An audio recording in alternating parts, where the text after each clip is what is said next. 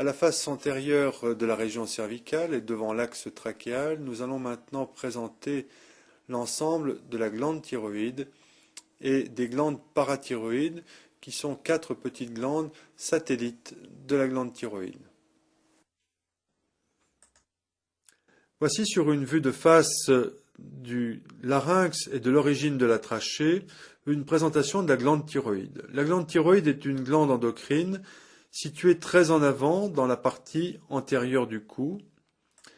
C'est une glande qui a une forme caractéristique comparée à un papillon avec 2 ailes latérales et une zone étranglée au centre qui correspond à l'isthme de la thyroïde. Cette zone isthmique se projette devant les cartilages 1, 2 et 3 de la trachée. Les ailes de ce papillon sont en fait les lobes latéraux de la glande thyroïde, un à gauche, un à droite. On parle de pôle supérieur de ces lobes et de pôle inférieur. Les pôles inférieurs sont contre les faces latérales de la trachée. Les pôles supérieurs atteignent les faces latérales du cartilage thyroïde. La hauteur maximum des lobes latéraux est de 6 cm, alors que la hauteur de l'isthme est de 15 mm seulement. L'isthme est situé au-dessus de l'incisure jugulaire, à environ 2 cm. À partir de l'isthme, sur son bord supérieur, apparaît un prolongement accessoire de la thyroïde qu'on appelle le lobe pyramidal. Il est en principe développé à partir de la partie gauche de l'isthme, mais cela n'est pas constant. Ce lobe pyramidal est très variable dans sa longueur, dans sa hauteur, et on le représente en pointillé sur le schéma, comme un prolongement supérieur qui peut atteindre la face antérieure de l'osioïde. Ce prolongement siège sur la trajectoire du tractus thyréoglosse, qui est en fait l'axe de migration de la thyroïde chez l'embryon. Il est donc possible de retrouver des îlots thyroïdiens qui forment ce lobe pyramidal sur toute la hauteur de cette trajectoire de migration. La glande thyroïde pèse en moyenne 20 grammes. C'est une glande qui est extrêmement fragile dans sa consistance. Sa capsule est très mince, elle est facilement déchirée chaque fois que l'on saisit la glande avec une pince. La glande thyroïde est en fait une double glande endocrine puisqu'elle est formée de 2 types de cellules. Les thyréocytes d'une part, responsables de la sécrétion des hormones T3 et T4, qui sont des hormones qui rentrent en compte dans la régulation du métabolisme de base de toutes les cellules, qui participent à la croissance chez l'enfant, à la régulation thermique. Et puis, des cellules très peu développées, les cellules C, qui ne représentent moins de 5% de la glande thyroïde, qui synthétise la thyrocalcitonine, qui intervient dans la régulation du métabolisme phosphocalcique. Voici une vue dorsale du larynx et de l'origine de la trachée. En avant de ces structures prend donc place la thyroïde, et sur cette vue apparaissent les faces postérieures des lobes latéraux. En pointillé, on retrouve la structure de l'isthme de la thyroïde et au-dessus de l'isthme d'un petit lobe pyramidal. La partie moyenne de la face dorsale de la thyroïde est marquée par un petit tubercule pair et symétrique. Et de part et d'autre de ce tubercule dorsal, on retrouve 4 petites glandes parathyroïdes. 2 glandes supérieures et 2 glandes inférieures. Ces glandes sont très petites par rapport à la taille de la glande thyroïde. Elles ne mesurent que 2 à 3 mm de diamètre. Leur poids moyen est de 40 mg. Ces glandes synthétisent la parathormone qui intervient dans la régulation du métabolisme calcique dans le sang et dans l'os. Voici sur une vue de dissection la face latérale droite du lobe thyroïdien et en blanc en dessous la face latérale droite de la trachée. La partie gauche de la photo correspond verticalement au tube de l'œsophage. À la surface de la thyroïde et en dessous d'elle, on retrouve deux petites glandes parathyroïdes avec leur vaisseau en rouge injecté au latex. Voici une vue de dissection d'une face latérale droite de la thyroïde, maintenue, basculée vers la partie médiale du cou par deux pinces. Voici la position du tubercule dorsal de la thyroïde. Et voici, cerclés en pointillé, les contours d'une glande parathyroïde. Voyez que ces glandes sont parfois difficiles à mettre en évidence parce que, très souvent, elles peuvent être incluses dans la capsule de la glande thyroïde. Voici, sur deux schémas du cou, la représentation des artères de la glande thyroïde.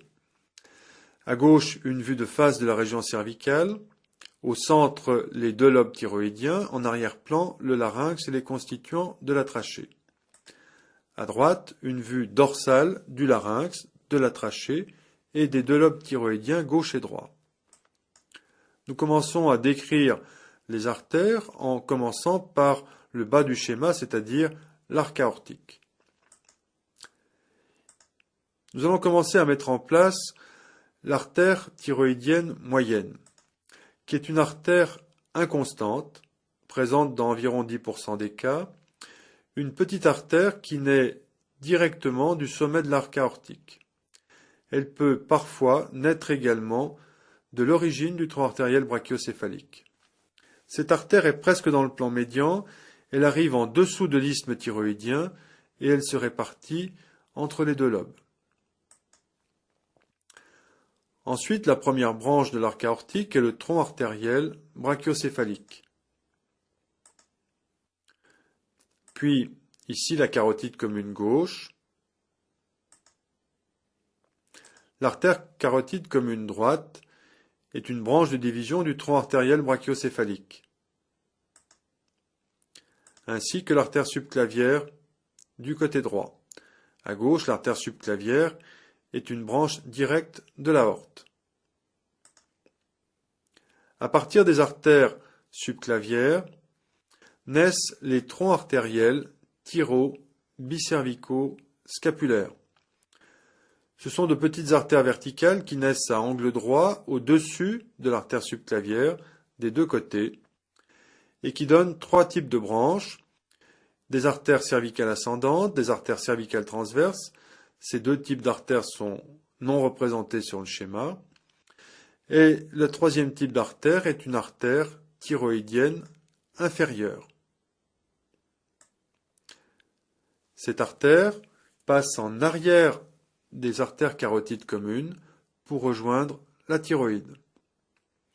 Sur la vue dorsale, on retrouve cette artère thyroïdienne inférieure qui forme donc une petite crosse à concavité inférieure, puis une crosse à concavité supérieure pour arriver au contact de la thyroïde et se ramifier. Vous voyez que cette artère va participer à la circulation également des glandes parathyroïdes.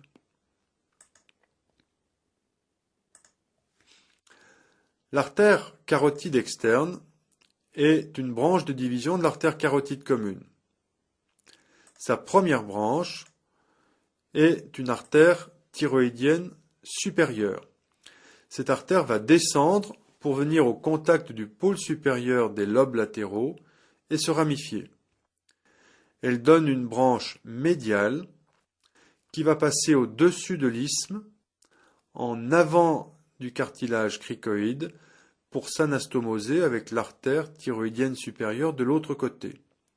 Elle forme ainsi une arcade au-dessus de l'isthme, dite susismique. L'autre branche de l'artère carotide externe est l'artère laryngée supérieure qui perfore la membrane thyroïdienne.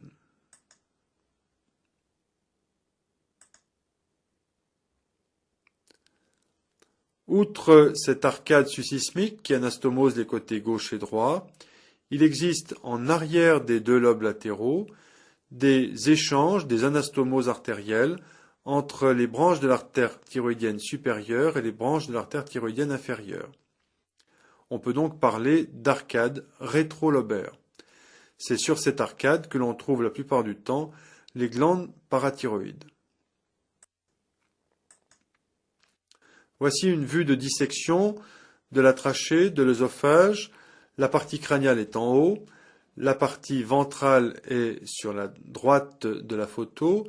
C'est donc une vue latérale droite de la trachée sur laquelle apparaît le lobe droit de la thyroïde. Voici sur la partie gauche du schéma, en jaune, la trajectoire du nerf laryngé caudal qui croise à angle droit la trajectoire de l'artère thyroïdienne inférieure.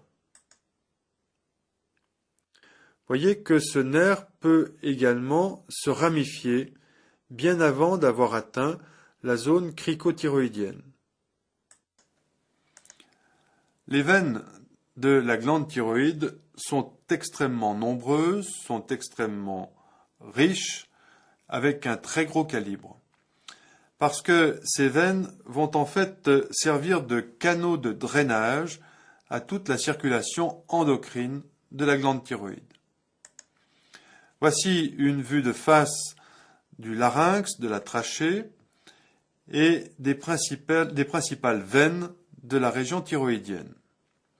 On insistera sur la partie gauche du cou en retenant que ces structures veineuses seront périsymétriques. Il y a tout d'abord un drainage veineux vers le haut. Ce sont les veines thyroïdiennes supérieures qui vont converger vers le tronc thyro-lingo-facial. Ce tronc thyro-lingo-facial est formé par le rassemblement de veines thyroïdiennes, linguales et faciales. Ce tronc thyro-lingo-facial s'abouche dans la veine jugulaire interne à gauche comme à droite. Il y a ensuite des veines thyroïdiennes moyennes, souvent une veine, parfois plusieurs petites veines thyroïdiennes moyennes qui sont tendues entre la thyroïde et la veine jugulaire interne, là encore de façon périsymétrique. Et puis il y a de très nombreuses veines thyroïdiennes inférieures qui sont à la partie basse des deux lobes latéraux, mais aussi sous l'isthme de la thyroïde devant la trachée. Ces veines thyroïdiennes inférieures se terminent dans les troncs veineux brachiocéphaliques à droite et à gauche. On voit sur ce schéma les deux troncs veineux brachiocéphaliques droit et gauche converger pour former la veine cave crâniale.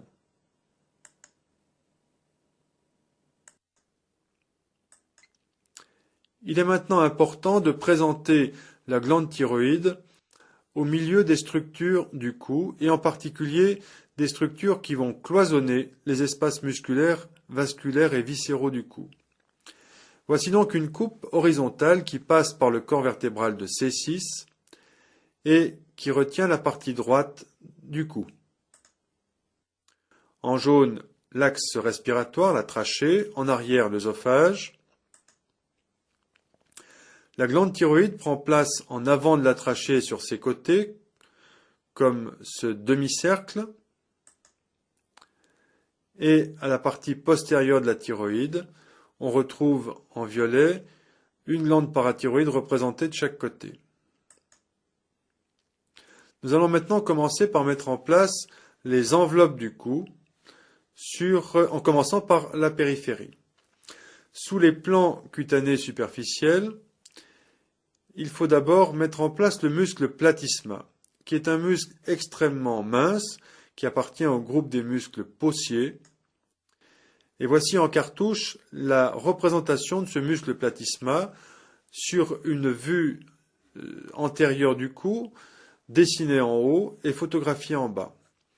Ce muscle platysma s'insère en dessous de l'arc mandibulaire et descend comme un drapé à la face antérieure et latérale du cou, avec des fibres musculaires qui vont, en s'amenuisant, en passant en dessous du relief des clavicules. Ce muscle platysma est pratiquement absent sur la ligne antérieure du cou. En dessous du plan du muscle possier, on retrouve l'aponévrose cervicale superficielle qui se dédouble pour envelopper en avant la veine jugulaire antérieure. C'est ce même fascia qui protège le muscle sternocléidomastoïdien. Par contre, le muscle sternocléido-yoïdien, sternothyroïdien, sont des muscles infrayoïdiens qui sont compris dans le fascia cervical moyen. La veine jugulaire externe, qui est ici entre le muscle sternocléidomastoïdien et le muscle platysma, est comprise dans un dédoublement du fascia cervical superficiel. Dernier muscle infrayoïdien, le muscle omoyoïdien. L'ensemble de ces muscles protège, nous l'avons vu, l'axe vasculaire du cou, c'est-à-dire l'artère carotide commune, la veine jugulaire interne, et avec ces vaisseaux, on retrouve la trajectoire du nerf vague. Plus en arrière, en avant du rachis, contre les muscles prévertébraux, nous retrouvons la chaîne sympathique cervicale. Cette chaîne sympathique cervicale est comprise dans un dédoublement du fascia cervical profond. Il en est de même du nerf phrénique, qui est directement en rapport avec la face antérieure du muscle scalène ventral. Voici une coupe horizontale en C6 de la région cervicale droite, qui va insister maintenant sur les fascias du cou. Le fascia cervical superficiel est celui qui protège le muscle sternocléidomastoïdien, les veines jugulaires antérieures et externes. Le fascia cervical moyen est celui qui est tendu entre tous les muscles infrayoïdiens et qui les protège. Voyez que ce fascia cervical moyen n'est pas développé vers l'arrière et qu'il s'interrompt en arrière du muscle omoyoïdien. Le fascia cervical profond est le fascia qui est immédiatement devant les corps vertébraux, devant les muscles prévertébraux et devant le muscle scalène ventral. Il disparaît latéralement sans atteindre le fascia cervical superficiel.